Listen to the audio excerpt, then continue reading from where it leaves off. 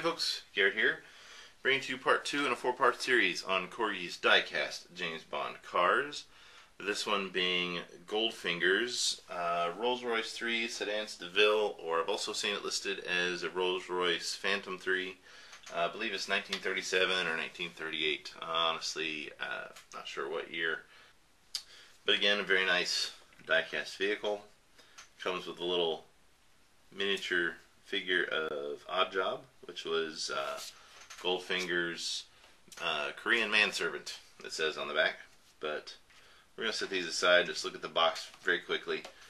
Similar graphics to the Aston Martin. And if you remember, I said on the Aston Martin, it was used in Goldfinger as well as other vehicles, but the goal on this was they wanted each car to represent a different movie. And so they wanted to release Goldfinger's car. They couldn't put Goldfinger on this and the Aston Martin, so that's why the other one has Thunderball. So both are great films. So you know, the pictures here on the front just depict the gold-chromed flying lady that is on the hood, which we'll look at in just a second. And then it shows you that it comes with the Oddjob figure.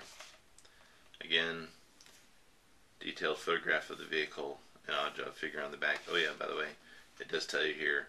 The scale, as with the other, is 1/36 scale. And it tells you the type of car. And like I said, on this one it says Sedan DeVille, but I've also always seen it listed as Phantom 3.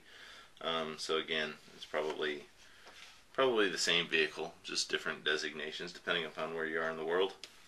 And then here we have information on the movie. Goldfinger, gold smuggling is the name of the game, and Bond finds himself up against Auric Goldfinger, who intends to increase the value of his own gold by using an atomic bomb to contaminate Fort Knox. 007 enlists the aid of Pussy Galore to foil his plan and comes up against classic Bond baddie Oddjob and his steel-rimmed bowler hat. The vintage Rolls-Royce, driven by the deadly Korean manservant, has a precious cargo. Gold has been melted down and recast into parts of the car to allow Goldfinger to smuggle his bullion around the world. Yes, Miss Pussy Galore is in this movie. Probably one of the more infamous female companion slash,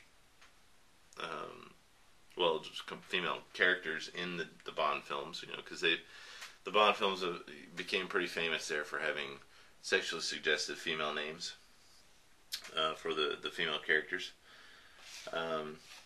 But again, nice packaging, and it does come with the same gold insert, which is a little bit more appropriate for this vehicle. Alrighty, move these out of the way.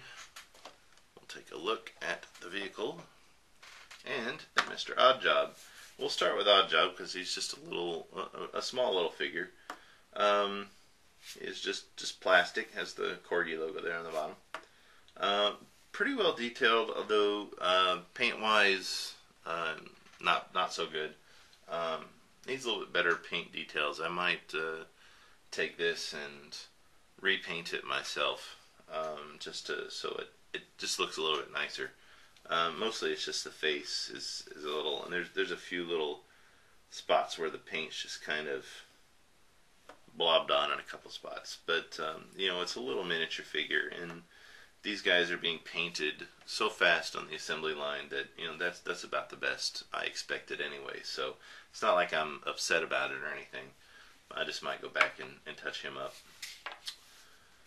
Now, the car itself, very, very nicely detailed, rolls extremely well, nice heavy die cast.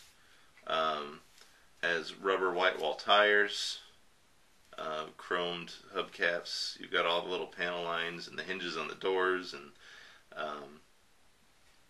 the door handles on the doors. You even got the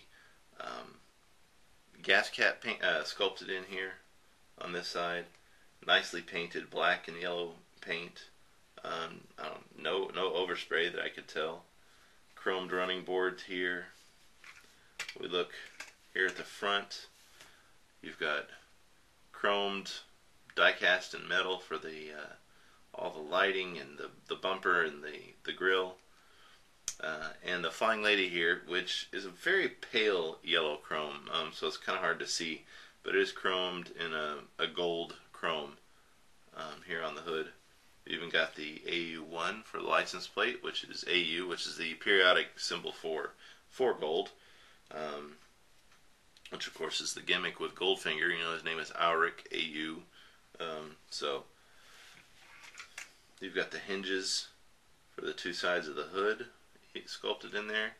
Just you know, as with all die-cast cars, extremely well detailed. You know, the other side is pretty much the same, except you don't have the gas cap. So, and then the rear, you have the chromed bumper, painted tail lights. Again, AU1 on the license plate. The handle on the trunk is painted GB, Great Britain right there.